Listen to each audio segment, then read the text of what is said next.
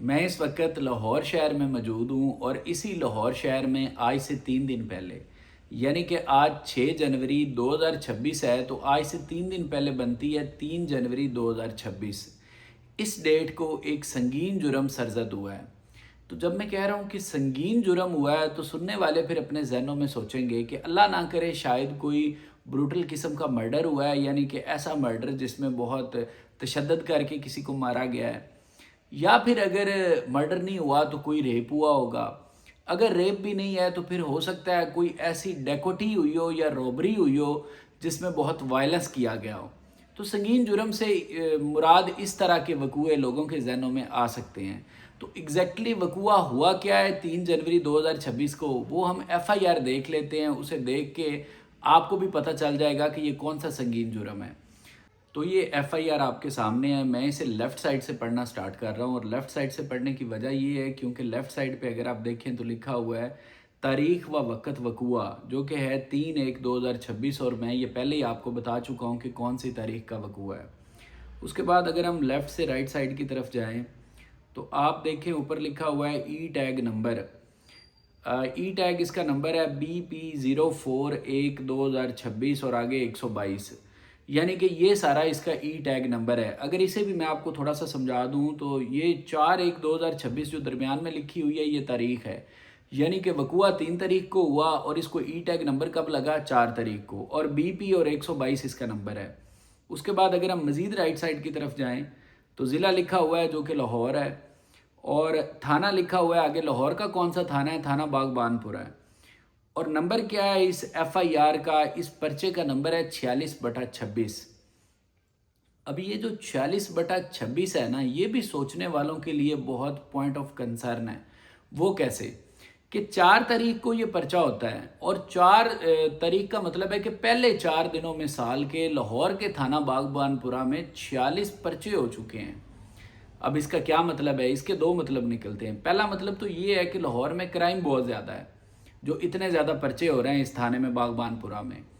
اور دوسرا مطلب پھر یہ نکلتا ہے کہ ایف آئی آر کو لوگوں کو دبانے کے لیے ایک ٹول کے طور پہ استعمال کیا جا رہا ہے۔ یہی وجہ ہے کہ بار بار یہ باتیں اٹھ رہی ہیں کہ پاکستان میں انسانی حقوق کی پامالی ہو رہی ہے، کیونکہ ایف آئی آر کو کیا استعمال کیا جا رہا ہے؟ ایک ٹول کے طور پہ لوگوں کو دبانے کے لیے، ان کو خاموش کروانے کے لیے۔ مزید اگر ہم اس ایف آئی آر کو دیکھیں تو آپ دیکھیں جی، یہ درمیان میں بجرم لکھا ہوا ہے، یعنی کہ دفعات کون کون سی لگی ہیں۔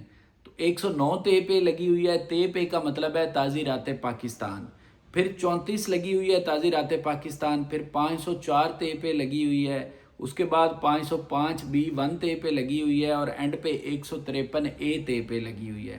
دفعات اس لیے اتنی زیادہ لگی ہیں کیونکہ جرم ہی بہت سنگین ہوا ہے۔ اب جو میں بار بار کہہ رہا ہوں کہ سنگین جرم ہوا ہے، تو ہم دیکھ لیتے ہیں کہانی پڑھ کے کہ ایکچولی ہوا کیا ہے۔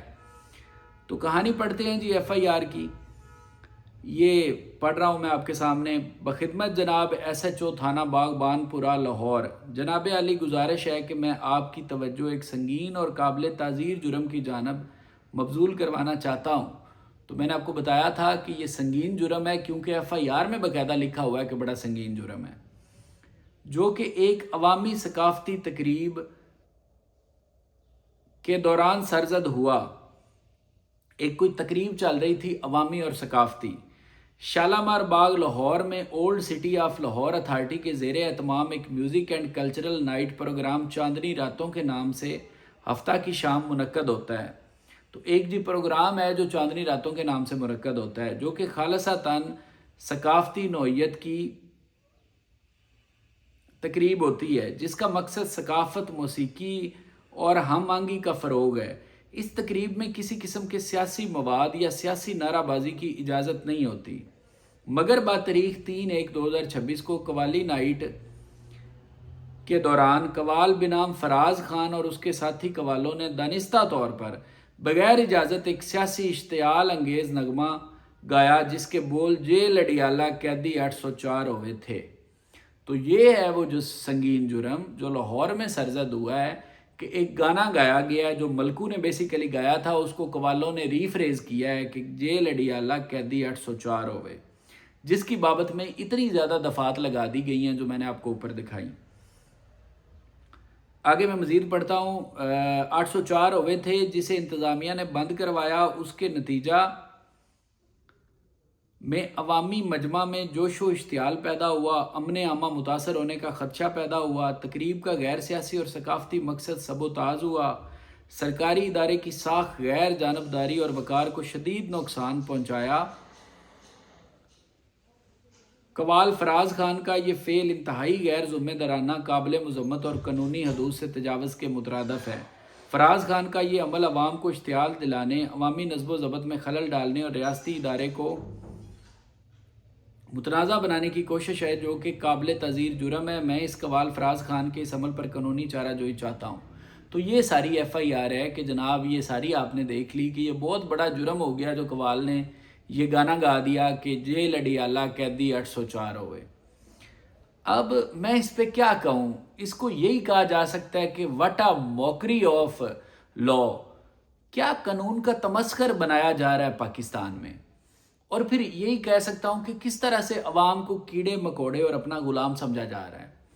یعنی جو لوگ حکومت کر رہے ہیں وہ عوام کو بولنے تک کی اجازت نہیں دیتے، ایک گانا تک سننے کی اجازت نہیں. کیا ہو جائے گا ایک گانے سے؟ کون سی قیامت آ جائے گی؟ اور پھر وہی بات جو عمران خان نے کہی تھی، وہی بات میں ریفریز کروں گا کہ انہوں نے کہا تھا کہ ایک تو یہ پڑھے لکھے نہیں اور اوپر سے کوشش بھی نہیں کرتے.